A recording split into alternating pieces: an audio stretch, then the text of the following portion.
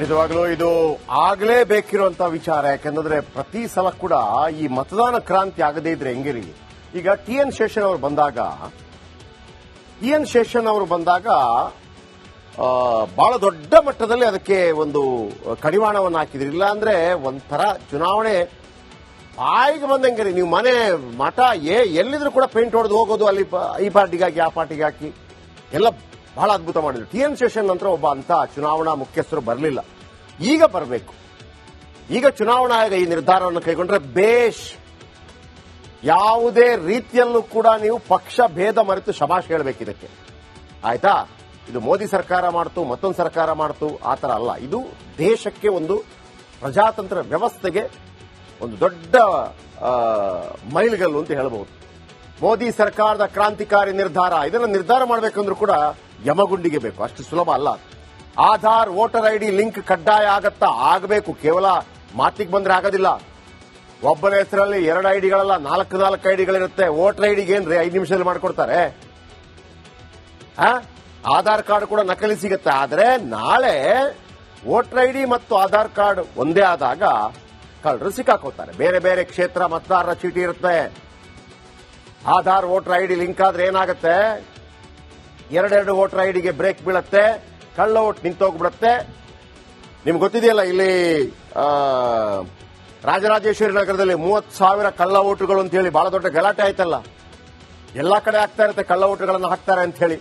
ಆಮೇಲೆ ಬಾಂಗ್ಲಾ ವಲಸಿಗರಿಗೆ ಓಟ್ ಹಾಕು ಅಂತ ಅಂದ್ಬಿಟ್ಟು ವೋಟರ್ ಐಡಿ ಕೊಟ್ರೆ ಆಯ್ತು. ಅವನಿಗೆ ಆಧಾರ್ ಕಾರ್ಡ್ ಇದೆಯೋ ಇಲ್ಲ ಯಾವನ್ ಕೇಳ್ತಾನೆ? ಎಲ್ಲವೂ ನಿಂತೋಗ್ಬಿಡ್ತದೆ. ಆದ್ರೆ ಇಲ್ಲೊಂದು ರಾಜಕೀಯದ ಬಗ್ಗೆ ಕೂಡ ಮಾತಾಡ್ತಾರೆ. ಶೀಘ್ರವೇ ಪಶ್ಚಿಮ ಬಂಗಾಳ ಮತ್ತು ಬಿಹಾರ ಎಲೆಕ್ಷನ್ ಇದೆ. 2 ರಾಜ್ಯಗಳು ಬಾಂಗ್ಲಾದೇಶಕ್ಕೆ ಹೊಂದಿಕೊಂಡಿದೆ ಸ್ವಲ್ಪ ಮಟ್ಟಿಗೆ. ಎಸ್ಪೆಷಲಿ ಪಶ್ಚಿಮ ಬಂಗಾಳ ಜಾಸ್ತಿ. ಅಪಾರ ಪ್ರಮಾಣದ ವಲಸಿಗರು ಇಲ್ಲಿಗೆ ನುಸುಳಿ ಬರ್ತಾರೆ. ಅವರನ್ನೆಲ್ಲ ನಾವು ಬೆಂಗಳೂರಲ್ಲೇ ಬಿಟ್ಟಿಲ್ಲ ಅಂತೆ. ಬೆಂಗಳೂರಲ್ಲೇ ಅಕ್ರಮ ವಲಸಿಗರಿಗೆ ಮಣೆ ಹಾಕಿದ್ದೀವಿ.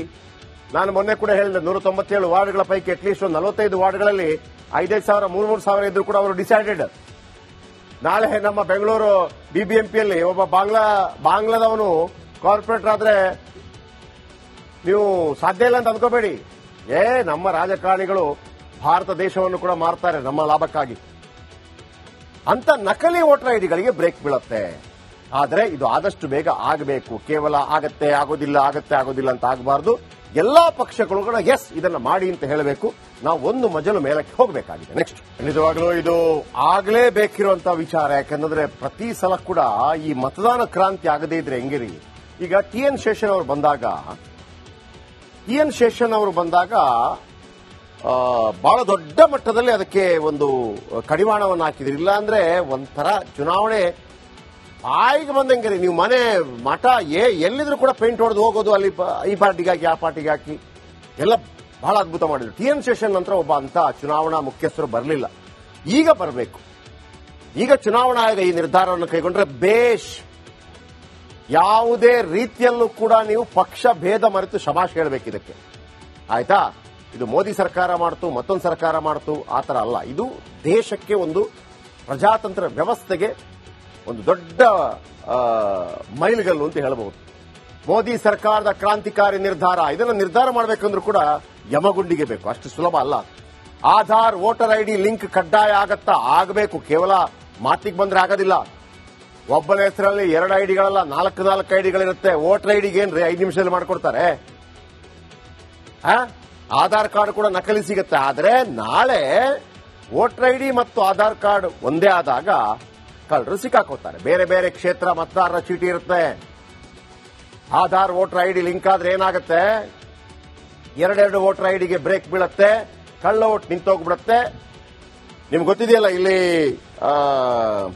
ರಾಜರಾಜೇಶ್ವರಿ ನಗರದಲ್ಲಿ 30,000 ಕಳ್ಳ ಓಟುಗಳು ಅಂತ ಹೇಳಿ ಬಹಳ ದೊಡ್ಡ ಗಲಾಟೆ ಆಯ್ತಲ್ಲ. ಎಲ್ಲಾ ಕಡೆ ಆಗ್ತಾ ಇರುತ್ತೆ, ಕಳ್ಳ ಓಟುಗಳನ್ನು ಹಾಕ್ತಾರೆ ಅಂತ ಹೇಳಿ. ಆಮೇಲೆ ಬಾಂಗ್ಲಾ ವಲಸಿಗರಿಗೆ ಓಟ್ ಹಾಕು ಅಂತ ಅಂದ್ಬಿಟ್ಟು ವೋಟರ್ ಐಡಿ ಕೊಟ್ರೆ ಆಯ್ತು. ಅವನಿಗೆ ಆಧಾರ್ ಕಾರ್ಡ್ ಇದೆಯೋ ಇಲ್ಲ ಯಾವನ್ ಕೇಳ್ತಾನೆ? ಎಲ್ಲವೂ ನಿಂತೋಗ್ಬಿಡ್ತದೆ. ಆದ್ರೆ ಇಲ್ಲೊಂದು ರಾಜಕೀಯದ ಬಗ್ಗೆ ಕೂಡ ಮಾತಾಡ್ತಾರೆ. ಶೀಘ್ರವೇ ಪಶ್ಚಿಮ ಬಂಗಾಳ ಮತ್ತು ಬಿಹಾರ ಎಲೆಕ್ಷನ್ ಇದೆ. 2 ರಾಜ್ಯಗಳು ಬಾಂಗ್ಲಾದೇಶಕ್ಕೆ ಹೊಂದಿಕೊಂಡಿದೆ ಸ್ವಲ್ಪ ಮಟ್ಟಿಗೆ. ಎಸ್ಪೆಷಲಿ ಪಶ್ಚಿಮ ಬಂಗಾಳ ಜಾಸ್ತಿ. ಅಪಾರ ಪ್ರಮಾಣದ ವಲಸಿಗರು ಇಲ್ಲಿಗೆ ನುಸುಳಿ ಬರ್ತಾರೆ. ಅವರನ್ನೆಲ್ಲ ನಾವು ಬೆಂಗಳೂರಲ್ಲೇ ಬಿಟ್ಟಿಲ್ಲ ಅಂತೆ. ಬೆಂಗಳೂರಲ್ಲೇ ಅಕ್ರಮ ವಲಸಿಗರಿಗೆ ಮಣೆ ಹಾಕಿದ್ದೀವಿ.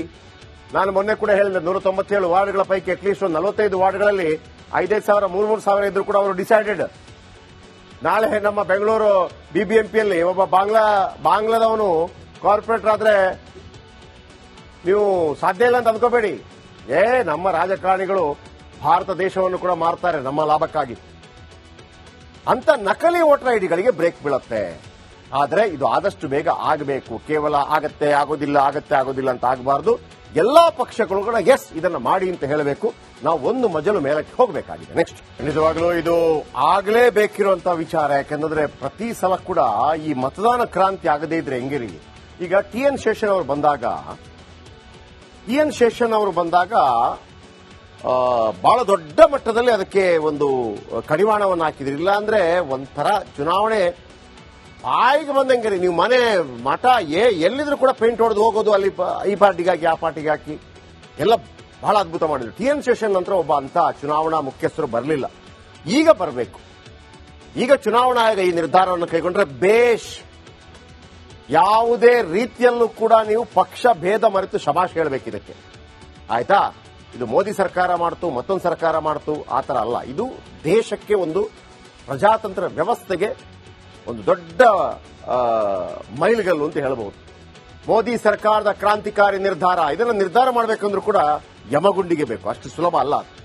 ಆಧಾರ್ ವೋಟರ್ ಐಡಿ ಲಿಂಕ್ ಕಡ್ಡಾಯ ಆಗಬೇಕು. ಕೇವಲ ಮಾತಿಗೆ ಬಂದ್ರೆ ಆಗೋದಿಲ್ಲ. ಒಬ್ಬನ ಹೆಸರಲ್ಲಿ 2 ಐಡಿಗಳಲ್ಲ, 4 ಐಡಿಗಳಿರುತ್ತೆ. ವೋಟರ್ ಐಡಿಗೆ ಏನ್ರಿ 5 ನಿಮಿಷದಲ್ಲಿ ಮಾಡ್ಕೊಡ್ತಾರೆ. ಆಧಾರ್ ಕಾರ್ಡ್ ಕೂಡ ನಕಲಿ ಸಿಗುತ್ತೆ. ಆದ್ರೆ ನಾಳೆ ವೋಟರ್ ಐಡಿ ಮತ್ತು ಆಧಾರ್ ಕಾರ್ಡ್ ಒಂದೇ ಆದಾಗ ಕಳ್ಳರು ಸಿಕ್ಕಾಕೋತಾರೆ. ಬೇರೆ ಬೇರೆ ಕ್ಷೇತ್ರ ಮತದಾರರ ಚೀಟಿ ಇರುತ್ತೆ. ಆಧಾರ್ ವೋಟರ್ ಐಡಿ ಲಿಂಕ್ ಆದ್ರೆ ಏನಾಗುತ್ತೆ, 2 ವೋಟರ್ ಐಡಿಗೆ ಬ್ರೇಕ್ ಬೀಳುತ್ತೆ, ಕಳ್ಳ ಓಟ್ ನಿಂತೋಗ್ಬಿಡುತ್ತೆ. ನಿಮ್ಗೆ ಗೊತ್ತಿದೆಯಲ್ಲ, ಇಲ್ಲಿ